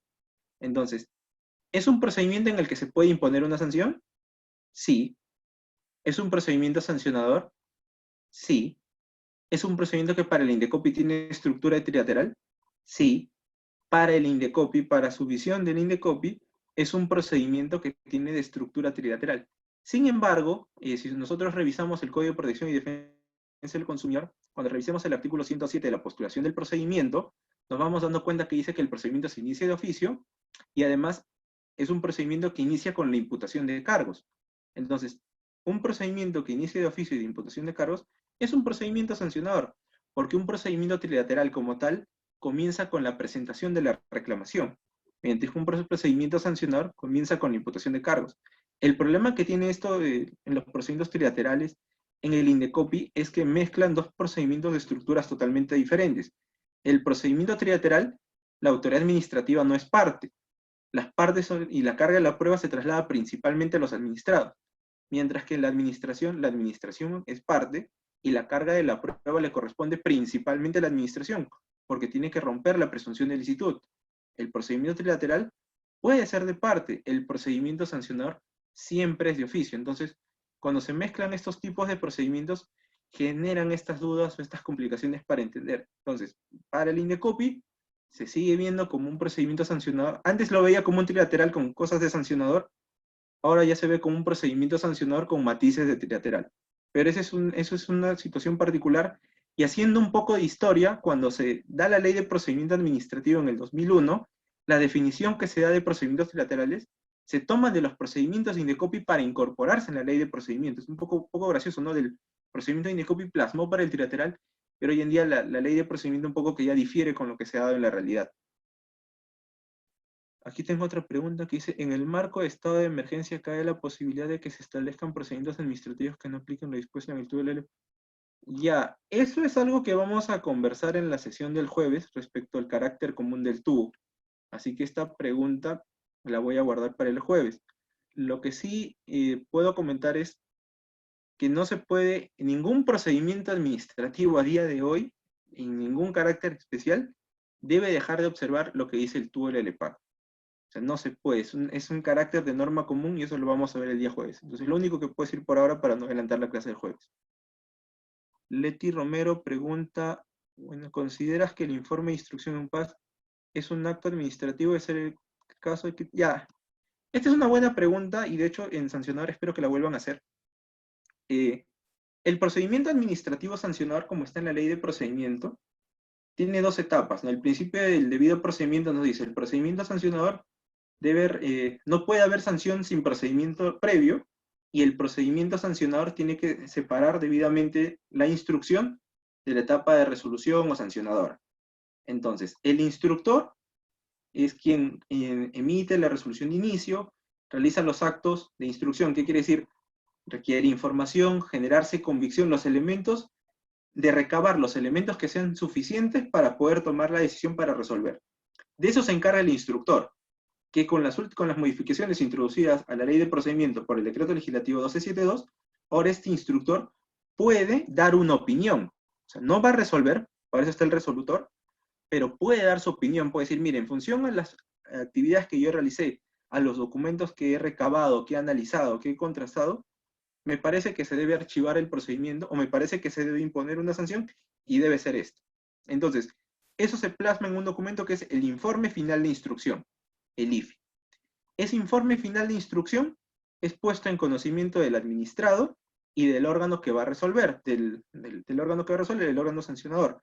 Entonces, el administrado puede estar de acuerdo con este IFI, sí, puede presentar sus alegaciones, o en el caso que no esté de acuerdo con el IFI, puede presentar sus argumentos en contra de este IFI. La figura que se ha tomado es la del modelo acusatorio del derecho penal. Fiscal que acusa y el juez que resuelve. Tienes al instructor que realiza toda la actividad instructiva, porque en función a que tenía una duda razonable inició un sancionador, y tienes un posible sancionado. El órgano que va a resolver tiene la opinión de este instructor que acusa y la opinión, los descargos del administrado defendiéndose. Entonces, aquí hay una discusión y la pregunta es buena, porque hay profesores como Ramón Guapaya y Víctor Vaca que sí consideran que el informe final de instrucción es un acto administrativo, y como tal puede ser impugnado, ¿no? Por eso es que el administrado presenta argumentos de defensa, tiene la obligación de motivación, etc. En mi opinión, yo considero que no es un acto administrativo, porque finalmente un acto administrativo afecta la situación jurídica del administrado, le crea una obligación diferente o varía su situación, mientras que el informe final de instrucción lo que hace es ponerte en conocimiento de la opinión del instructor, pero una opinión que no constituye sanción, ni archivo, ni nada, ni varía el procedimiento administrativo. Solamente es la decisión, que sí, tiene la obligación de motivar, pero no de motivar los actos administrativos del artículo 6 del TUO, sino del apartado del procedimiento sancionador, te dice, la autoridad instructora deberá emitir el informe debidamente motivado, y entender que la exigencia de motivación no es exclusiva de los actos administrativos. La administración, por principio de legalidad, por garantizar a los administrados por qué toma sus decisiones, tiene la obligación de motivar. Es como si me llega una carta, un oficio de la administración requiriendo mi información y no me dijera bajo qué facultades, bajo qué norma me lo está pidiendo. Claro, la ley se presume conocida por todos, pero la administración, si se dirige a un particular, tiene que indicar, mire, en función, soy esta entidad, en función a estas facultades te solicito lo siguiente. ¿Por qué? Porque son necesarias para verificar este cumplimiento. Entonces, la exigencia de motivación no es una exigencia exclusiva en los actos administrativos. Hay otras declaraciones, oficios, cartas, requerimientos que la administración sin ser actos administrativos, tiene la obligación de motivar. Entonces, eso es un tema de posiciones. Yo considero que el informe final de instrucción no es un acto administrativo. De hecho, se emite un acto administrativo para poner en conocimiento del administrado el informe final de instrucción. Hay entidades tipo Sinermin que lo hacen mediante un oficio. Entonces, el oficio es el acto administrativo porque tiene la... ¿Cuál es la finalidad de esa actuación? Ponerte en conocimiento de lo que resolvió el instructor. En este caso resolvió no, sino lo que emitió su IFI, su informe final de instrucción. Y ya está. El acto de poner en conocimiento el informe final de instrucción al administrado tiene que seguir una debida notificación para garantizar que el procedimiento se está llevando como corresponde. Pero el propio informe final de instrucción solo son las opiniones o los argumentos o las motivaciones del instructor, pero que no resuelven el procedimiento sancionador. Entonces, esa es mi opinión. Ahora, cuando esté el profesor Ramón Huepaya, le pueden hacer la misma pregunta y él, estoy seguro que dará su posición porque sí considera que es un acto administrativo. A ver, Claudia Bonet pregunta, ¿se puede aplicar silencio administrativo en una denuncia de parte en... ¿Silencio en una denuncia? A ver, en los procedimientos administrativos, el silencio está pensado por una figura de parte, pero el procedimiento en consumidor, la propia norma ya te está diciendo que es de oficio. Sobre todo, aunque el procedimiento de oficio te dice la ley de procedimiento que pueda iniciarse por denuncia, alude a la denuncia informativa. En cambio, en el INDECOPI mezcla un poco las denuncias de los particulares. Pero toda vez que el procedimiento administrativo finalmente hay una sanción, el silencio administrativo no es aplicable donde se ejerza potestad sancionadora. Entonces no se podría aplicar. Y tengo aquí la pregunta de Fernando Guaita. Si un administrado en el marco de un PAS alega la concurrencia y el eximiente de responsabilidad por fuerza mayor, ¿quién tiene la carga de la prueba? Un documento privado como una transacción extrajudicial puede ser por un tercero. A ver, hay que dejar algo en claro. La carga de la prueba en el procedimiento sancionador, en función al principio de presunción de licitud, le corresponde principalmente a la administración. ¿Por qué? Porque en el procedimiento sancionador se presume la licitud de mis actos, que yo he cumplido con mis derechos y obligaciones. Entonces, por eso es que los descargos del imputado son facultativos. Y no tengo por qué demostrar que no incurre en infracción. La administración tiene que acreditar que yo he incurrido en infracción. Sin embargo, yo puedo presentar los descargos como una especie de carga si considero que me van a procurar una situación jurídica de ventaja, o podría decir, mejor no presento ni mis ingresos porque me puede dar una desventaja, me podrían poner hasta una multa muy alta. Entonces uno va jugando con eso. Sin embargo, cuando ya hablamos de los eximentes de responsabilidad, y ahí sí le corresponde al administrado, cuando él alegue la situación de eximencia, fuerza mayor, hecho fortuito o determinante de tercero, que rompe ese nexo causal, en esa circunstancia, el profesor, por ejemplo, Alejandro Nieto señala que se invierte la carga de la prueba, porque y por esta teoría también de cargas dinámicas, quien está en mejor posición de acreditar ello es el propio administrado. Entonces, si tú estás señalando una situación que te puede eximir de responsabilidad, situación de la que tú cuentas con mejor posición para recabar la información, en ese extremo se invierte la carga de la prueba y le corresponde a los administrados, imputados, acreditar los hechos que ellos manifiesten que los eximirían de responsabilidad. Entonces aquí dice, un documento privado como transacción extrajudicial. Esto no me queda claro a qué se refiere. O sea, para que se pueda, esto está asociado con el principio de causalidad, entiendo, porque la sanción tiene que corresponder a quien cometió el hecho infractor. Entonces, más allá del documento tiene que quedar claro quién fue quien cometió la infracción. Ahora, tomando en cuenta que no estamos bajo un régimen de responsabilidad solidaria si es caso lo fuera. Entonces, más de un administrado pudiera ser responsable y si ambos se encuentran dentro del procedimiento. Pero la regla es esa, ¿no? La carga de la prueba la tiene la administración, en principio, y el administrado la tiene para acreditar los hechos que lo eximan de responsabilidad. Hasta aquí no tengo más preguntas que hayan realizado. No sé si algo alguien quiera añadir, una última pregunta.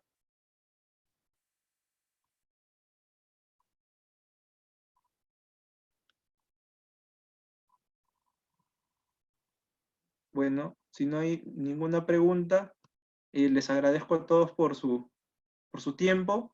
Los veo el día jueves, igual a las 7 de la noche. Muchas gracias por su atención. Buenas noches.